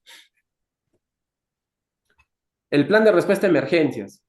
El plan de respuesta a emergencias es algo que sí o sí tiene que estar dentro de todo procedimiento para la realización de cualquier tarea, ¿sí? Si no tenemos un plan de emergencias, no vamos a saber qué hacer cuando algo sucede. Lo que sucedió en el accidente que vimos en el video, ¿no? En el primero de los jóvenes del restaurante, ¿no? No había un plan de emergencias, no sabían nada de lo que estaba pasando, no sabían qué hacer en absoluto y la consecuencia fue fatal, ¿no? Entonces, en un plan de respuesta a emergencia, yo voy a saber qué hacer, cómo hacerlo. También van a estar definidas las personas que lo tienen que hacer y se supone que estas personas tienen que estar correctamente capacitadas y entrenadas para atender la emergencia, ¿no? ¿En qué? En capacitación de primeros auxilios, protocolos de evacuación rápida y uso de equipos de rescate, ¿no? Entonces, con un plan de emergencias adecuado, yo voy a poder responder ante cualquier evento. Diseñar y practicar estos planes de emergencia ante fugas o exposición con rutas de evacuación, primeros auxilios y técnicas de rescate, principalmente, ¿sí? Procedimientos de emergencia, evacuación inmediata al sonar la alarma, cuando tengo detectores que estén conectados a un sistema de alarma sonoro o visual. Nunca rescatar sin EPP y equipo de rescate. Para esto tengo que tener conocimiento absoluto de cómo tengo que proceder en el caso de una emergencia si es que voy a rescatar a alguna persona. Uso de trípodes, líneas de vida y equipos autónomos. Tengo que tener disponibilidad de los equipos necesarios para hacer los rescates. Primeros auxilios, aire fresco, soporte vital, oxigenoterapia y atención médica urgente. Todo esto debe estar especificado en mi plan de emergencias y debo tener a disposición todos los elementos y personal necesario para poder ejecutarlo, ¿sí? Conclusiones. El H2S es un gas letal y silencioso y los sentidos no son una alarma confiable, ¿no? Entonces tenemos que tener en cuenta que mediante los sentidos no lo vamos a poder detectar. Es necesario tener equipos especializados para hacer el monitoreo y la detección del gas en las diferentes atmósferas en las cuales estemos trabajando, si es que estamos conscientes o hemos hecho el análisis previo de que nuestras labores tienen el riesgo de la producción de H2S. ¿Está presente en múltiples industrias? Sí, en casi todas. Es muy importante para muchos procesos, se produce también de manera natural, entonces tenemos que tener en cuenta de que hasta en un recipiente donde dejemos material orgánico podría darse la producción de H2S, ¿sí? Los límites de exposición varían, ¿no? Varían según cada país, según cada normativa. Cada país adopta la normativa que ve más conveniente para su realidad. Pero tenemos que tener en cuenta que el IDLH, que es la concentración inmediatamente peligrosa para la vida y la salud, es de 100 ppm, ¿sí? La detección, monitoreo y capacitación son claves para poder prevenir y mitigar cualquier consecuencia por la presencia de este gas. Y con H2S la prevención salva vidas, ¿sí? Finalmente lo que podemos decir es que si nosotros estamos conscientes de qué características tiene el gas, de que si nuestro proceso está asociado a la producción de este químico y lo conocemos de manera adecuada, podemos tomar medidas preventivas para poder monitorear, estar pendientes de que las concentraciones no sean mayores a las permitidas y de esta manera podemos salvar o prevenir cualquier accidente, sea incapacitante o sea fatal, ¿sí?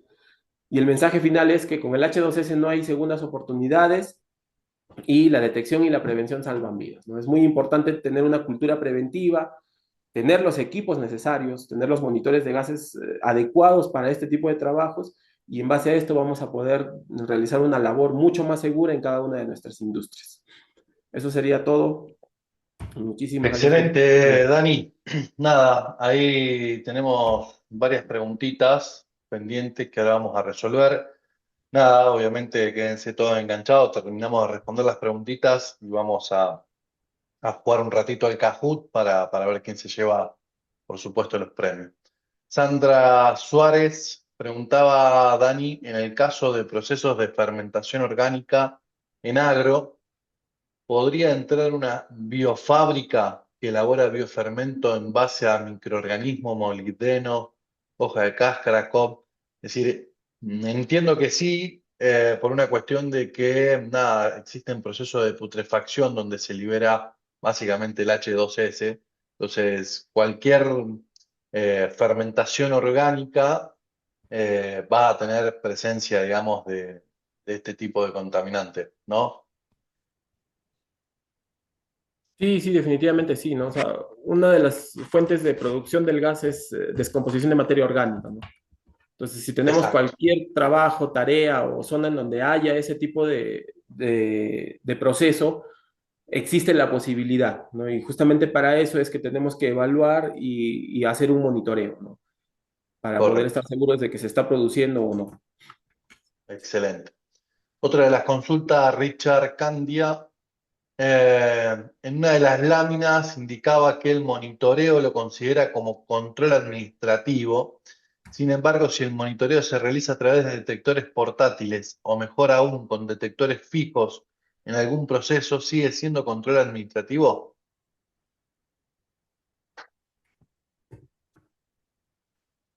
La preguntita ahí, Dani. ¿Pudiste escuchar? No sé si me No, escuchaste. se entrecortó, a ver. Ahí va. Bien, perdón. No, consulta si en una de las láminas Richard Candia decía que el monitoreo lo consideramos como control administrativo. Dice que si utilizas un detector portátil o un detector fijo, si lo seguís considerando un control administrativo. El tema de los detectores es parte preventiva, básicamente, ¿no? El control administrativo está definido desde el punto de vista de todos los procedimientos o estándares que nos dicen cómo hacer el trabajo, ¿no? Entonces, dentro de los controles administrativos se especifica que antes de ingresar a una área tienes que entrar con un detector de gas portátil y de repente en esa área debe haber detectores fijos. Ese es parte del estándar también, ¿no? Entonces, están contenidos dentro de los controles, pero el monitorear de manera continua ya es una actividad, ¿no? Es una actividad que tenemos que realizar básicamente de prevención, pero sí están definidos dentro de lo que son los controles administrativos, porque es un procedimiento y un estándar que tiene cada zona de trabajo, ¿no? Por eso, como les Correcto. comentaba, en el caso de las mineras, hay una minera que antes de entrar tiene señalización y ahí te dice que sí o sí tienes que entrar con un detector de gases. Entonces, esa indicación está dentro de un control administrativo, es una señalización y es un panel informativo. ¿Sí? Y ya lo que tiene que hacer el trabajador es seguir ese control administrativo, en este caso esa indicación, y entrar con el monitor para hacer el monitoreo de manera continua, ¿no? Correcto. Excelente. Carmen Macías consulta, ¿cuál es el tiempo de vida útil después de prendido y entregado al usuario de un detector de gas monogas H2S? Los equipos, o sea, tiempo de vida útil del equipo va a depender del mantenimiento, ¿ya? Los equipos se les puede hacer Sí, mantenimiento. va- El tema de la batería, ahí, exacto. En eso es importante tener en cuenta que, como bien dice la pregunta, la vida útil depende de cómo lo esté usando el usuario, ¿sí? Qué tan cuidado pueda tener el equipo del usuario, ¿no? Ahora, una vez que el equipo se le puede, en este caso, los equipos que comercializamos desde el IBUS, se le puede cambiar la batería, lo cual ese cambio de batería y ese cambio o revisión de sensor normalmente eh, certificado tienen 2 años, ¿sí? Lo cual cada 2 años debería hacer ese recambio, pero hay que tener en cuenta, Dani, que cada 6 meses hay que hacer la calibración, como mínimo, ¿no? Ese mantenimiento es importante, digamos, del equipo. Sí, correcto. O sea, la verificación y calibración se debería hacer antes de cada uso, ¿no? Es lo recomendable para tener el equipo en óptimas condiciones. El tema de la calibración cada 6 meses o anual es un tema básico, por lo menos acá en Perú es un tema de normativa, ¿sí? Cada año se debe hacer la calibración de los equipos certificada por la marca o algún representante autorizado por la marca y esto es un tema de normativa, ¿no? Entonces, eso va a depender, pero desde el punto de vista de uso diario debería verificarse antes de cada uso. ¿Por qué? Porque a veces los equipos se exponen a altas concentraciones, sufren caídas, sufren golpes, entonces siempre hay que tratar de estar seguros de que los detectores estén funcionando de manera correcta y la única forma de hacer esto es sometiéndolo a una verificación con un gas patrón de concentraciones conocidas para que los sensores lleguen a esos valores y nos den a nosotros la indicación de que el equipo está funcionando de manera correcta, ¿no? Y esa seguridad sobre todo. Bien, excelente. Carlos Razo con otra consulta dice, los sensores para detectar el gas H2S de los detectores de gases, ¿tienen periodo de vida independiente al uso y a la calibración? Creo que le respondimos recién esa pregunta. Eh, Nada, hay que sí o sí hacer ese mantenimiento y esa calibración. Tienen 2 años digamos, seteado de fábrica, como nosotros fabricando el producto. El tema es que obviamente va a variar mucho de acuerdo al uso, altas concentraciones, humedad relativa ambiente, golpes, particulados. Bueno, hay muchísimas O, variables. o al no uso también, ¿no? A veces Igual, no tenemos los uso, equipos, claro, tenemos los equipos guardados bastante tiempo, no les damos el uso y ahí a veces los químicos que tienen algunos de los sensores se van degradando, ¿no? Entonces es importante tener en cuenta, uno, el uso y la sobreexposición a veces a ambientes de altas concentraciones y dos, también el hecho de no usarlos durante mucho tiempo, ¿no? Entonces, cualquiera correcto. de las dos, de las dos situaciones puede afectar la vida útil de los sensores, pero la mejor forma de garantizar una vida útil normal es haciendo verificaciones, calibraciones y utilizando el equipo de manera continua, ¿no? Bien. Juan Ignacio pregunta, ¿cuál sería el tiempo recomendado de no exposición a un usuario que alerte de TWA? Si pasa del TWA, que son 10 ppm, por ejemplo, en realidad la normativa no te dice que no debe exponerse durante un tiempo estimado, ¿sí? Lo que tiene que hacer es tomar las medidas de control para volver a la concentración adecuada, porque si ya pasamos el TWA, de repente estamos en 12, en 15. La alarma alta está en 20, el pico está en 50 y el IDLH es 100 ppm, ¿no? Entonces, si hablamos de OSHA, por ejemplo, te habla de los 15 ppm, que es el sailing.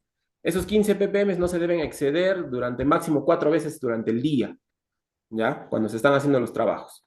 Entonces, si pasa el TWA y no llega a los 15, se debería salir de la zona hasta llegar nuevamente a la concentración adecuada, siempre y cuando la persona vaya a permanecer todavía esas 8 horas de jornada laboral, ¿no? Eso es lo que hay que controlar.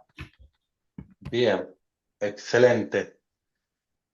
¿Cada cuánto tiempo se debería calibrar el equipo y hacer van test? Pregunta Mariana.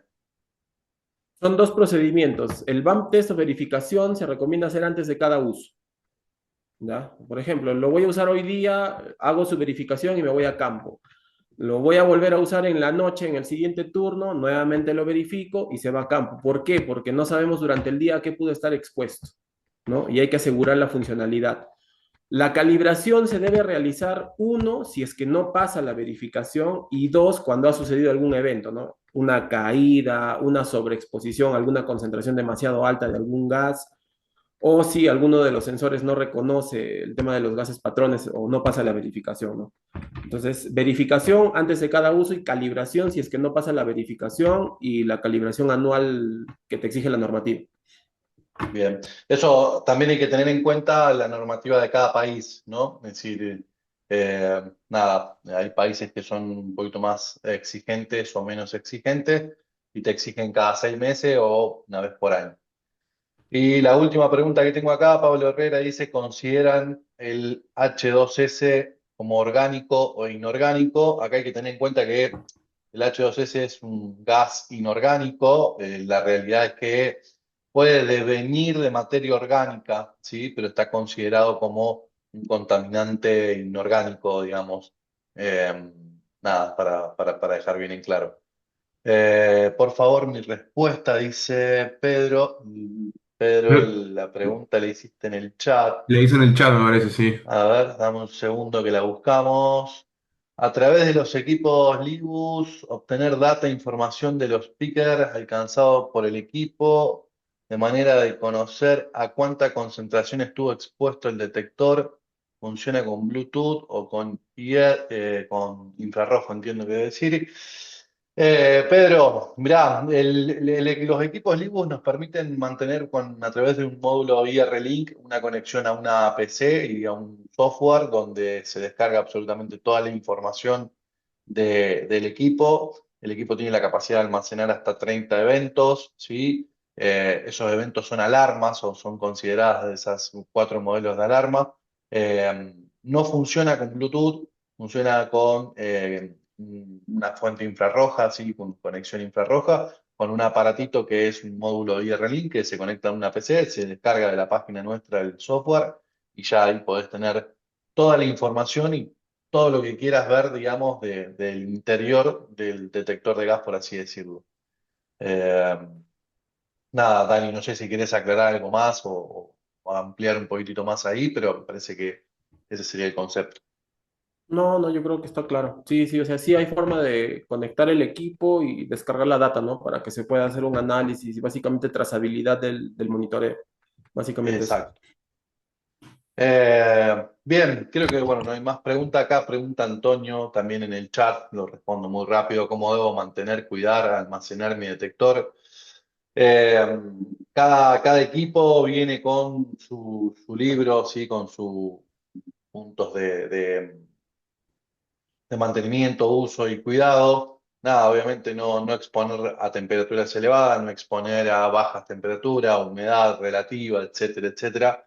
Esas son condiciones y el equipo es ideal, no digo prenderlo todos los días, pero mínimo cada 2 o 3 días estar prendiéndolo para que se active el sensor, para que empiece a medir, tener en cuenta si es cargable, si se le puede hacer una carga de energía o no.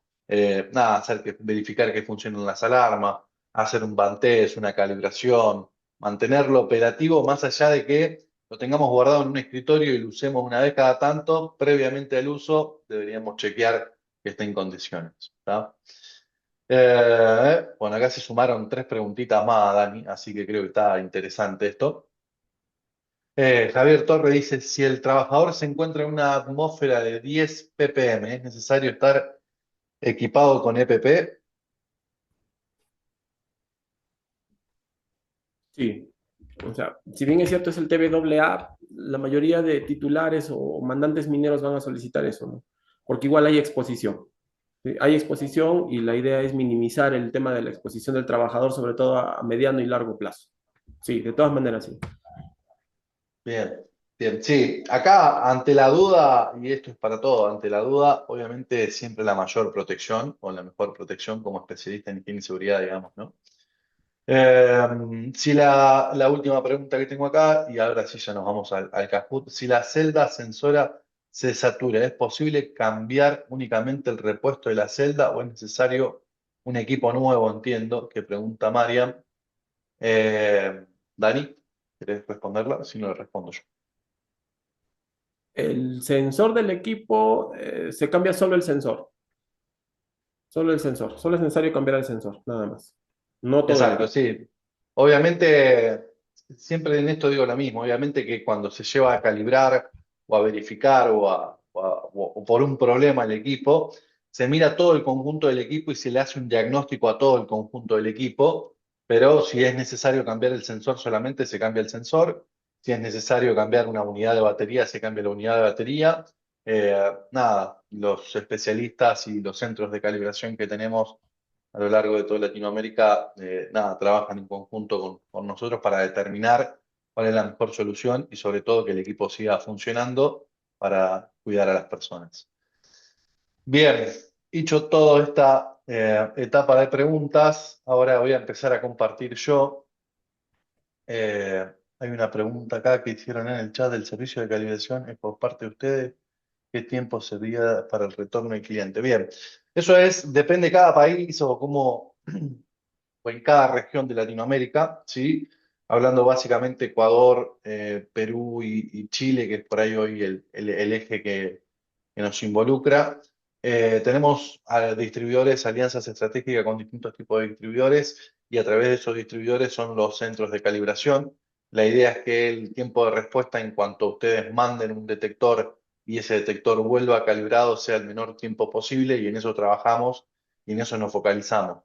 Ahí le pedimos, nada, que cualquier duda, cualquier consulta, fíjense en el chat que un poquitito más adelante escribieron, a contactos técnicos, a César Villacrés para lo que es Ecuador, bueno, Dani para lo que es Perú y Ricardo Cortés para lo que es Chile. Le pueden escribir ahí, mándenle un mensajito, un mail y se ponen en contacto para poder verificar qué tiempo tienen, en qué región están y por supuesto cómo se puede optimizar eso. En muchos de los casos, y se ha planteado, se da un detector de gas de reposición, se manda a calibrar, cuando viene el de ustedes calibrado se usan ese y la otra que nosotros tenemos de muestra nos lo retiramos. Nada, son opciones que Acabo tiro. de mandarlo, César, ahí los mails de Perfecto, contacto de cada contacto comercial y técnico para los distintos países.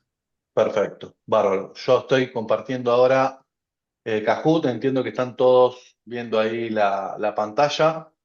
Acuérdense, van a tener que entrar a donde dice ahora, ¿sí? Prepárense para unirse con el cero en la mano, ¿sí? Pueden escanear el QR que está acá arriba. Yo voy a tratar de mover esto. Ahora sí. Pueden escanear el QR que está acá o entrar a kahoot.it, ¿sí? Cuando todos También estén. les acabo de mandar el link para entrar al Kahoot directamente desde ahí. Perfecto, ¿sí? Bueno, obviamente entrar desde la compu, bien. Sí, les pedimos que completen nombre y apellido, sí, en lo posible, nombre y apellido completo, así sabemos quién gana. Si ya Mariana, bueno, incluso hay varias ahí que ya ingresaron con el nombre solo, no hay problema, pero nada, cuanto más completo estén, mejor. Así después José no nos reta sabiendo a quién le tienen que entregar el premio. Veo muchas ganas igual, ¿eh? Mirá como Sí, sí, rápidamente sí, se van sí, iniciando. sí, sí, sí, por supuesto. Unos minutitos para que todos ingresen.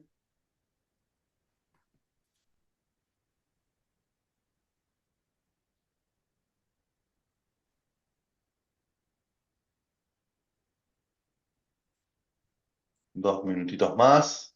Somos mucho, ¿no? Impresionante, impresionante la cantidad que somos. Vamos con todo.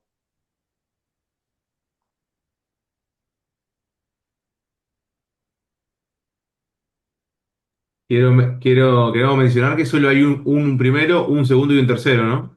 Esa, y 76 capaz que personas. yo creo que hay que, le estamos poniendo presión a José para que se extienda a 5. Me parece que hay tantos que se va a tener que extender a 5. José, ¿cómo está la billetera? No, estoy emocionado, que de repente me animo, de repente me animo. Está bueno. Está. Lo que sí, Bien, lo único que vamos a comentar es que no, a ver, siempre es importante contestar bien. Ahora, el que quiera ganar este evento tiene que contestar bien y rápido. Más rápido que el otro que contestó bien también. Eso es un claro. poquito la... Suma puntos la respuesta correcta y quien lo haga en el menor tiempo posible. ¿Ah? Entonces, eh, nada, tengan en cuenta ese detalle, digamos, ¿no? Eh, un minutito más y 33 arrancamos.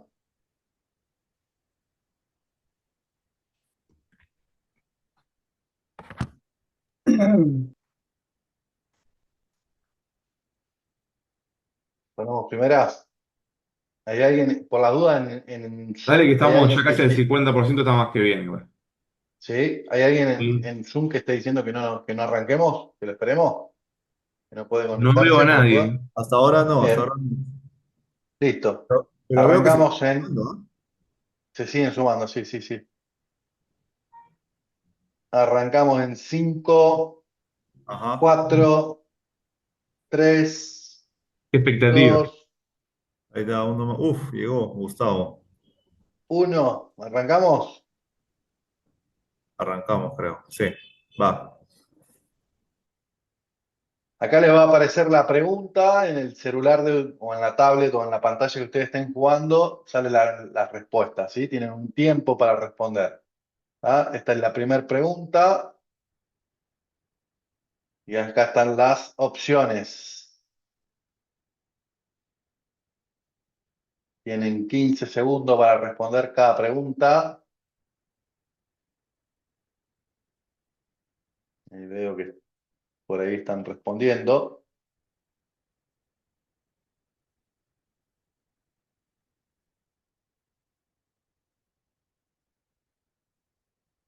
Bien. Tuvimos 13 respuestas mal, 7 respuestas bien. A ver quién va punteando acá. Vamos a ver quién va punteando acá. Alberto Espinosa, desde Ecuador para toda la región, Alberto. Vamos, siguiente pregunta.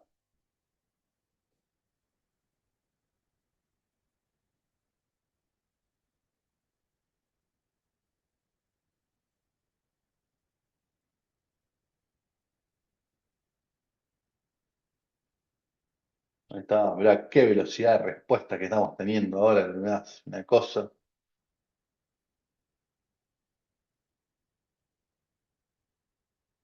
3, 2, 1. Muy bien, casi todos respondieron correcto. A ver cómo sigue esta tabla. Alberto sigue sacando diferencia. Vamos, Ricardo, Eduardo, Pablo, Carla. Vamos. Lo subieron Pablo y Eduardo. Vamos, siguiente pregunta.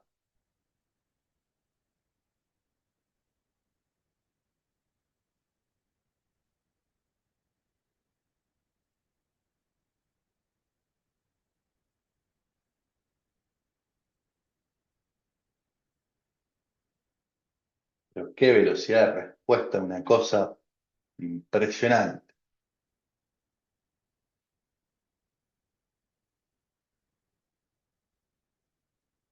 Bien, acá estuvo muy distribuida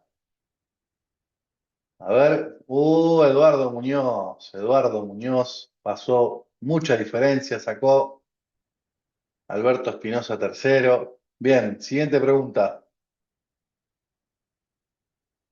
Estamos en la mitad recién, ¿eh?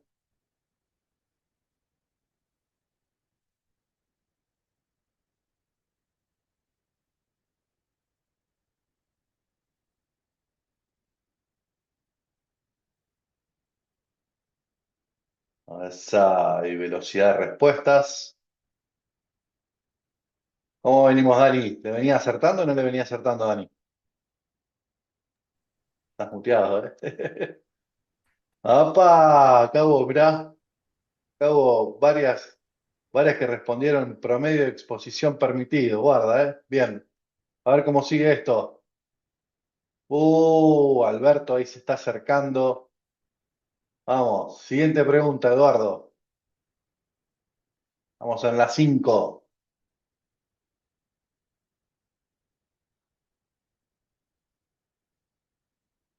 Chima, Dani, le hiciste las preguntas muy técnicas, le hiciste. Las podría haber hecho un poquito más fácil. Mira la cara de José. Está asustado, José, con las preguntas que le hiciste. Más que acercarnos, nos aleja.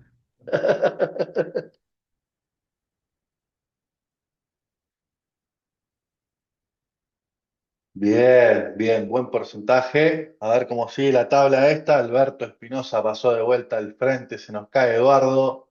Mariana ahí repuntando firme. Siguiente pregunta. 6.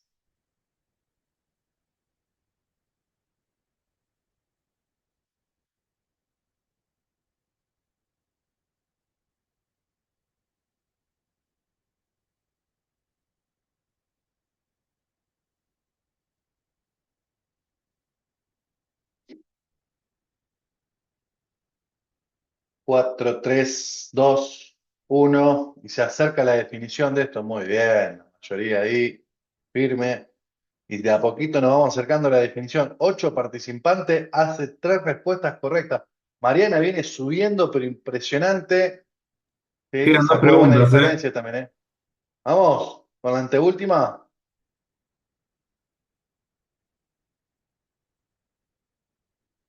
Una de las preguntas que hicieron recién, pero bueno, hablaban de 10 ppm. ¿Sí?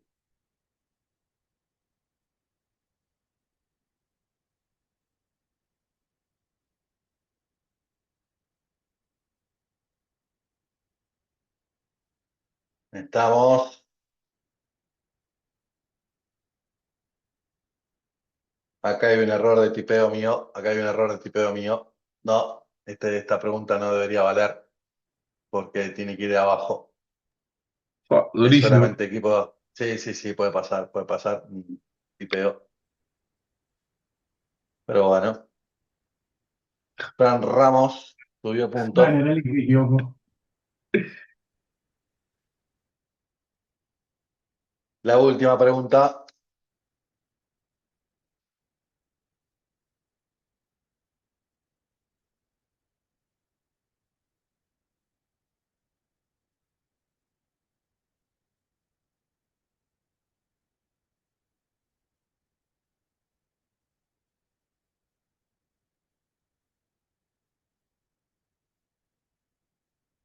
Muy bien, excelente. ¿Quién ganó? Vamos al resultado final.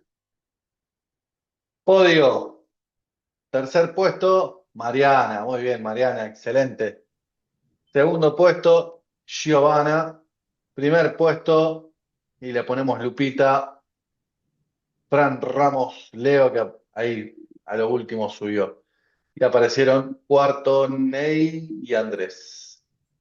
Bien, lo dejo de compartir.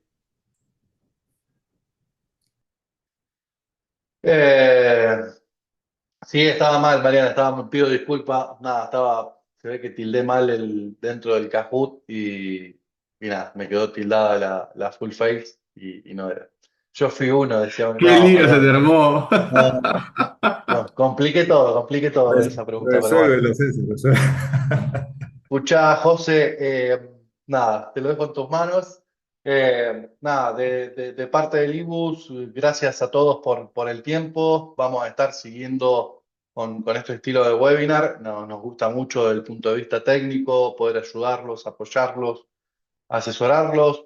De más está decir que están los contactos nuestros ahí en el chat de Dani, de César Villacrés para Ecuador, de Ricardo Cortés para lo que es Chile. Nada, un gusto, un placer y nos volveremos a encontrar. Dani, gracias por tu tiempo y por tu profesionalismo. José, lo mismo y bueno, Fede, al equipo de Conecta, gracias por sumarse.